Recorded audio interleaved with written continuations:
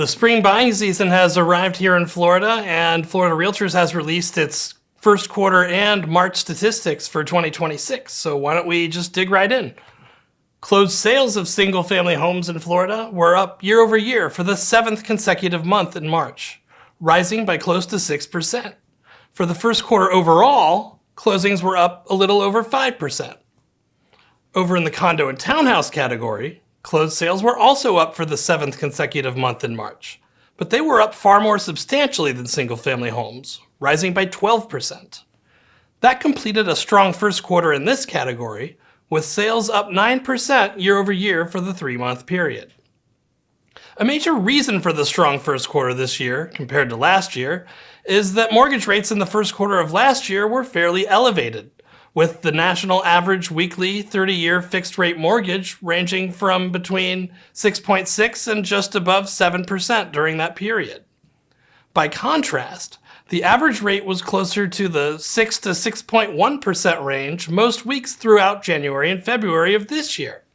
In March, of course, rates did start rising rapidly in response to a recent spike in global oil prices. That's because higher energy prices contribute to inflation. You pay more at the pump, your electricity bill might go up, and the prices you pay for food and other physical goods that you buy might rise because sellers have to compensate for higher transportation costs. In terms of closed sales, though, the recent increase in rates would have had little impact on the number of closings in March, since financed closings would have been mostly locked into their rates before the oil shock occurred.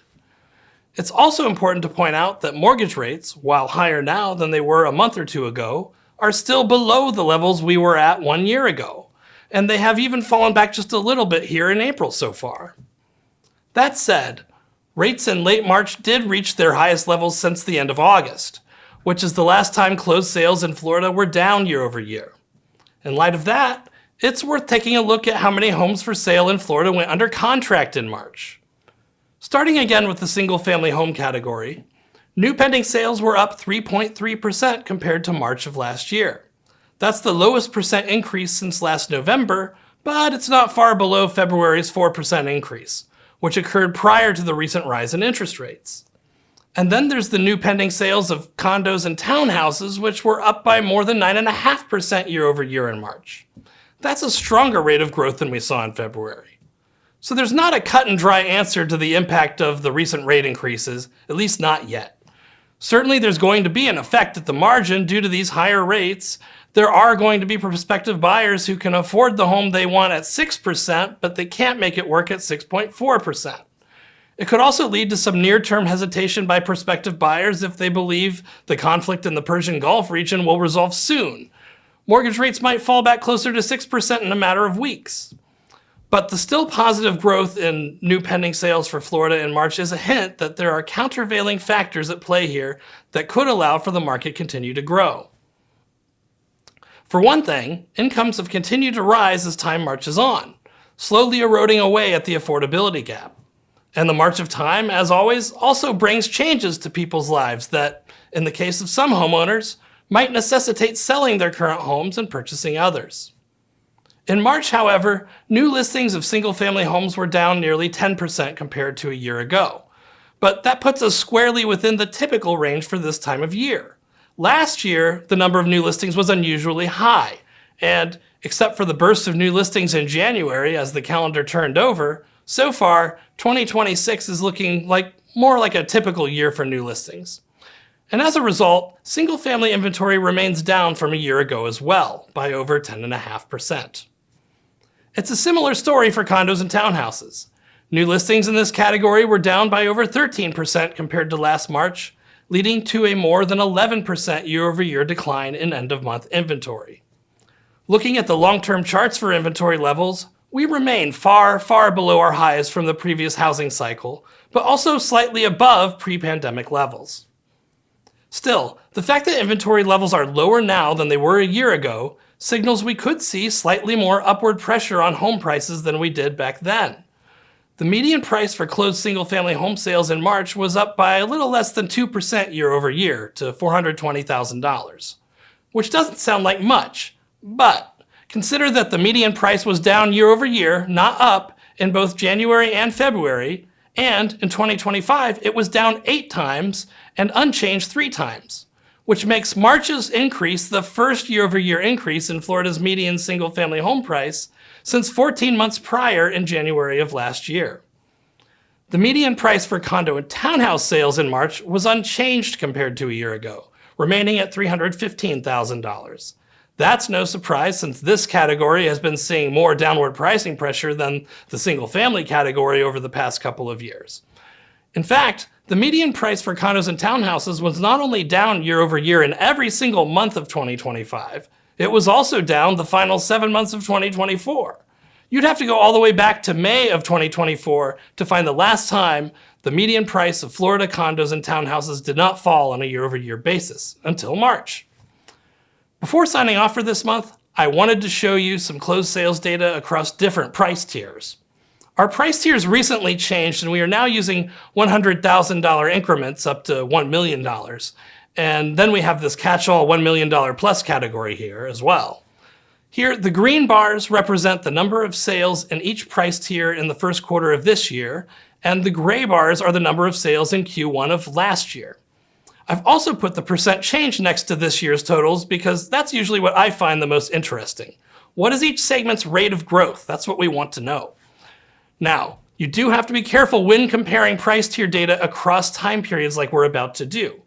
If we're in a period of time like 2021 and 2022, when prices were rising rapidly, and you compare the number of sales in, let's say, the $1 million plus category to the data from the prior year, chances are, in the later of the 2 years you're comparing, you would have a lot of homes in that segment now that would not have been in that segment in the prior year because prices are rising fast, and they graduated from the tier below up to this higher tier. So when prices are changing a lot, it can be a little confusing when you make a comparison using prices to look at your data across time because the mix of types of homes in each tier might have changed. But when prices have been fairly stable, like Florida's median sale prices have been since early 2023, you don't have to worry about that so much. Now, the kind of homes falling in today's $1 million plus pool is probably pretty similar to that of last year since prices haven't moved around too much. Now, looking here at this data, remember that closed sales were up 5.3% overall for the state in the first quarter compared to a year ago. So even though the largest number of sales were in the $300,000 to $400,000 range, growth in that category was just barely positive at 0.1%. What's a little more interesting to me are the categories where we saw the most year-over-year growth, which would be led by the segment just under the previous one, the $200,000 to $300,000 range. Sales in that price tier were up by more than 14%. It makes sense that this category would be popular because there are a lot of people looking for affordability right now, particularly with single-family homes. But supply has to be there, and it appears there is more of that this year than there was a year ago. Otherwise, last year we would have seen a lot of sales in that price tier as well. So we're seeing more sales in this category this year so far. Also up by just over 14%, that would be the $1 million plus category. Luxury seems to largely be doing very well right now. But for more insights, we can split this price tier into multiple sub-tiers.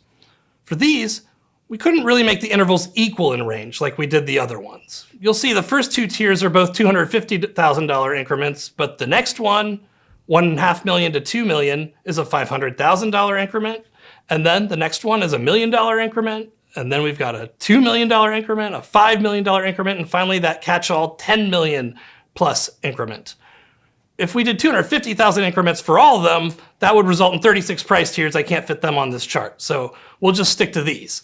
Anyway, this just means that you need to take care when comparing the number of sales in one tier to the number in another, since some of the price tiers aren't the same intervals. But that's irrelevant for looking at percent changes over time within each tier like we're about to do. So, which end of the state's luxury spectrum saw the most year-over-year growth in single-family home sales in the first quarter? It looks to me like it's the top of the market. We saw the most growth in the $5 million to $10 million range, a more than 31% increase, but the other 3 tiers at the top of the price spectrum were close behind, each growing in the neighborhood of 20%. Over on the condo and townhouse side, looking back at our original set of price tiers, the $1 million plus price tier blew all of the other lower tiers out of the water in terms of year-over-year growth. It was up by 41% year-over-year. And once again, breaking this tier down into smaller sub-tiers, it looks like the most growth among luxury condos was in these middle ranges. Growth in the $2 to $3 million tier was close to 53%, while the year-over-year change in the $1.5 to $2 million tier was close to 61%. But the winner was the $3 million to $5 million bracket, in which we saw nearly 69% more closed sales of condos and townhouses in Q1 2026 than we saw in Q1 2025. Overall, Florida's housing market continues to get healthier and healthier by the month at a slow but steady pace. Sales growth has been consistent, prices remain fairly level, and inventory has stabilized. But that's at the state level, so don't forget to check your local area statistics in SunStats at floridarealtors.org. We have some markets where inventory is still a little high and we are seeing a little bit more downward pressure on prices. And then we have some parts of the state where sales growth hasn't been entirely positive as of late. But sales in most of our local markets around the state continue to rise consistently. Anyway, thanks for watching. We'll see you next month.